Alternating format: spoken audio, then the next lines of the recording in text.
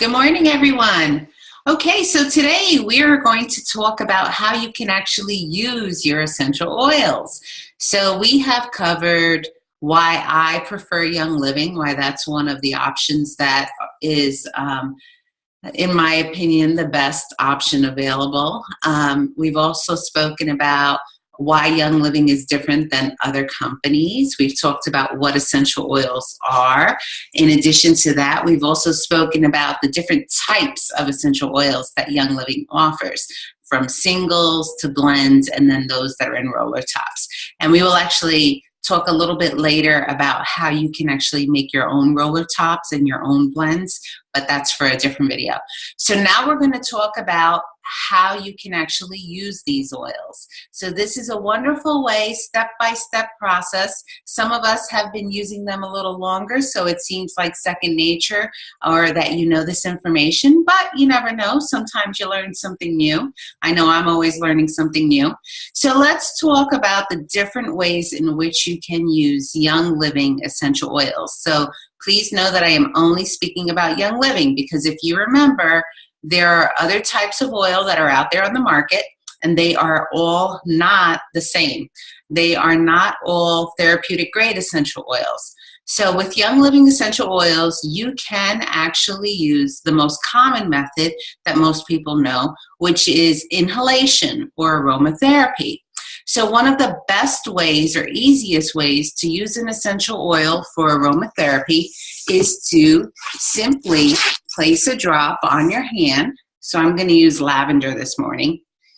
Lavender to keep me calm. All right. So you take a drop into your hand or two, and you do 3 circles. I do 3 circles all the time. I don't know why. And then you just breathe. Breathe it in.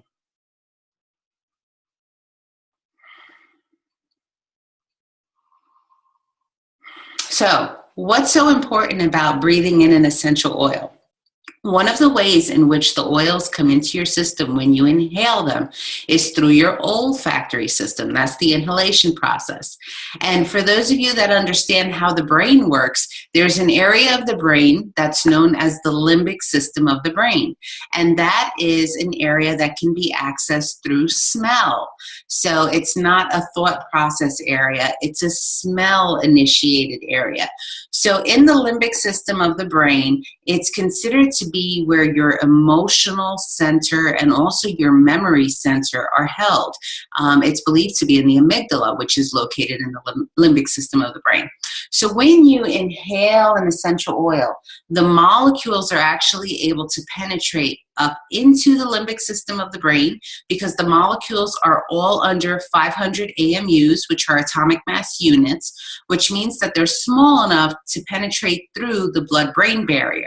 So not all compounds that are out there are able to penetrate. And even for most synthetics, some of them, scary enough, are able to penetrate. You don't necessarily want them to penetrate, because you don't want synthetics lodging into the tissues of your brain. But most of them are large where they don't. But when you can breathe in an essential oil and get that aromatic component, that means that it is small enough, okay? So just keep that in mind. Why is it that we actually smell that aroma? The aroma is created because of the validity of the essential oils. So when we talk about essential oils being a volatile substance, it doesn't mean, boom, they're going to explode. What it means is that they kind of create this friction, this rubbing against each other as the molecules are moving around. And then that is what is creating that aroma. So as you breathe it in, you're getting it into your brain. So you ever notice if you breathe in lavender, or if you breathe in, there's so many different scents, orange oil, you get an uplifting or you get a calming, you get this mood effect that comes over you. And that's because of where it's accessing in your brain. It actually is able to not only help to relax the body, but it also can quiet the mind. So using oils aromatically is actually a wonderful way to help support a healthy emotional and mental balance. And that's one way, just inhaling. You will notice this is not an essentialum. These are just my stones. But there are also these wonderful necklaces and bracelets, different charms. Some are made for men, some are made for women. They even have them for children. They have rings, and they will use lava stone. Some people will have like a locket that has a piece of cloth in it, and you can actually put a drop or two of whatever essential oil it is that you want to be inhaling throughout the day. Now for me, because I like to use them in multiple ways, I'm actually breathing in the essential oils most of the day. But for someone who perhaps just wants a simple way to just go ahead and get that aromatherapy effect, it's a beautiful thing to do, to get an essentialum or some type of a bracelet, or they have wristbands that you can do them on. Very similar to like what you do for animals, like dog collars that have essential oils on them. And we're going to do a whole video about the animals. So that's a great way to do aromatherapy, which is the inhalation process. The other way to do it is to actually offer that inhalation or aromatherapy throughout your home so that everyone is able to access it. So that's one of the things that we do in our house. I'm going to get up so that I can show you the diffuser. There are a lot of different diffusers that Young Living offers. This one in particular that I'm going to show you, the Dewdrop diffuser, is actually one that's offered in one of their premium starter kits, and I'll talk to you about that later. It's a really easy one. They have some super fancy ones, but this is just as effective. You know, they have fancy ones that play music and have fancy lighting and all that stuff. I'm all about the functionality. All right, so let me grab that because I want you to see how easy this is to use, okay? So this is made of a pharmaceutical grade plastic, which means that it's an inert material. The essential oils will not interact with the piece of equipment, because a lot of times, like, people will say, oh, can I put essential oils in my humidifier or my vaporizer? And I say to them, I don't know what type of material it is, so I can't tell you that the essential oils will not break down that material, because essential oils are such, if you remember, the way they detox in our body, well, they basically attack synthetics and petrochemicals, okay? So we're gonna take the lid off. See, there's another little cone spot there on top, pops right off. You will see if you look inside of here, very simple. There's a little metal plate. I try not to touch that. That's actually where the essential oils are going to be processed in for air diffusion. You will see here this little red dot. So what you're going to do is you're simply going to take water. This one works off of tap water, spring water. There are a couple of diffusers that do better with distilled water. So this one I like because you can use the water right out of your faucet. Those that work off of distilled water, if you don't have distilled water in your home, you would then have to go out and buy it, okay? All right, so you're gonna pour in the water up to the red dot that's inside of there. You will then, I'm going to put this here for a second, you will then take your oil of choice. So for me today, because I'm still half asleep, it's early, I am going to put in a little bit of rosemary. And rosemary really helps to support healthy cognitive functioning. So I'm just going to put in a couple of drops. 2 and 3. You do not need a lot. Some people will go 10 drops. You know, less is sometimes more. And I always tell people, especially with Young Living essential oils, you'll see that I just put those components back on. You really do not need a lot. When you use a lot of essential oils, as far as the body goes, it can actually throw the body into a little bit of I want to say healing crisis, but for those of you that don't know what that means, it's just almost too much too quick. So slower is always better. Gentler is the way to go. Okay, so I have put my water and my oils into my diffuser, and then you just go ahead, I'm getting up again. You just go ahead and you plug it in and you turn it on. And you will see it has this beautiful blue light.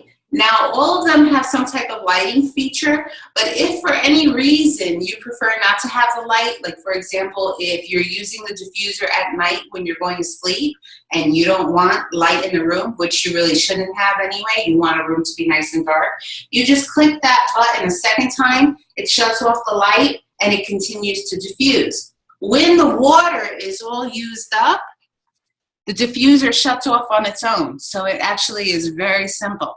Some people will say, well, how many times do you clean your diffuser in a week? I'll be honest with you. I don't really clean my diffusers. I just add more water and put in the oils that I want to keep diffusing.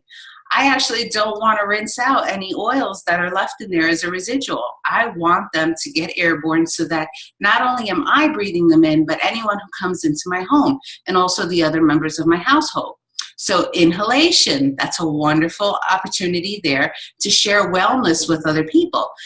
So for those of you who may have a spouse who is not necessarily open to the oils just yet, this happens all the time, and most of the time it's women struggling with their husbands. You know, the husbands are like, I've heard it all. I've heard, you know, oh, those voodoo oils, you know, all sorts of little silly things because they really don't understand the science of it.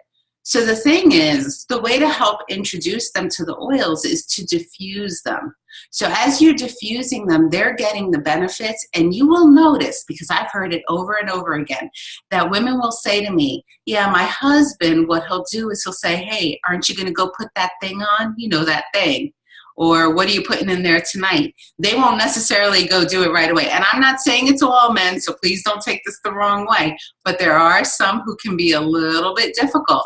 And it's not just men. There are women that are also that way as well. So think about it this way. There are oils that you can diffuse that not only will help with cognitive functioning, but let's say they also help to boost your immune system, or they help to calm an atmosphere. I actually am aware of schools and classrooms that use aromatherapy as a part of their practice within the classrooms as a way to help promote wellness. So if students are testing, they will help to promote, they will actually diffuse oils that help to promote their cognitive functioning, help to bring oxygen into the brain. If perhaps it's the end of the school year and the kids are going wild, because that seems to be what happens, maybe you're going to be diffusing more oils to keep everyone calm and relaxed. So these are great ways to actually use these oils. So what we do know is that the oils are also being used within hospitals, a variety of hospitals. We have quite a few here in New York that they're being used in. And those hospitals will actually use them for aromatherapy. And so infusion centers, cancer infusion centers, they will use them there. Orthopedic rehab departments, they will use them there. The reason why they use them only in particular areas and only specific oils that they have policy in place for to use is because of the fact that you need to have someone present breathing in the essential oils for about 15-20 minutes for them to really start to get a therapeutic benefit to it. So, you know, I've spoken with many doctors. I've gone to many different practices, and they will use them in their waiting room. They'll use them in their staff in the main office, the reception area, so that their staff is able to breathe them in. For the infusion centers, I love that, because you think about these cancer patients coming in and you're getting hooked up, and it's just not a pleasant experience while you're there.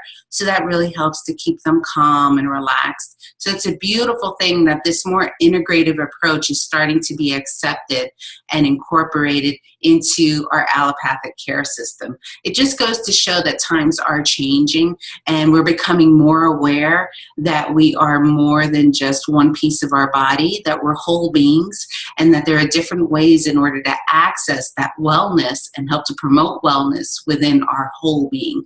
Okay, so diffusion. Inhalation, that's one of the ways that you can use these oils. All right. I probably was going to go on with the other two, but I have a feeling that I've probably talked more than my 10 minutes. So this video will be just about the first way that you can use the oils, which is with inhalation. One of the other things I want to mention to you is just something that I do. I will actually take certain oils. One of my favorites is a blend called Stress Away. And I will take a couple of drops of it. I do a lot of threes. I will rub it in my hands, and then I will go ahead and rub it through my hair. So what happens is, as the day goes on, whenever I'm moving around, I'm catching that whiff of the Stress Away in my hair. In addition to it, the oils within that blend actually help to nourish my hair. So I do, like at night, which I'll show you in another video, I will do lavender, cedarwood, and rosemary, and I rub that into my scalp because it helps to promote healthy hair. And so not only that, but the rosemary and the cedarwood also help to support cognitive functioning. So I get a double benefit there. So that is another way to do inhalation. And you will notice, I get this all the time. I can be out in the store. I've been at the bank. I was telling this story yesterday. I remember I was at Chase Bank in Middletown on Route 211, and I was opening up a new account, and I'm sitting in one of the little cubicle areas waiting for the representative to come in and help me. And there are people off to the side, and I hear them saying, "Do you smell that? You smell that? What is that?" And I got quiet. I was like, oh, okay. I was trying to think, what do I have on me? What do I have on me? And the other person says, I don't know, but it smells really good. And then right there, I raised my hand. Oh, that's me. That's my essential oils. They were smelling it in my hair. When people come and they hug me, they automatically will drop themselves into a different energy. They come at me with a much more open, sincere, authentic heart energy, because everything that I'm emanating on me is of calmness and acceptance and love. The vibration is nice and high. The vibration is not low and heavy. It's nice and gentle and high. And so people, when they come around me, they're like, I don't know what it is, Jessica. Whenever I'm around you, it's the funniest thing. And I sit there and I'm like, I can't take credit for what these oils are doing. I mean, I think I'm an okay person, but I have a feeling that the oils have more to do with the effect that you're feeling than me myself. Okay? So inhalation, that is the #1 way that you can use your essential oils. So we'll go ahead and pick up on another video with the other 2 ways.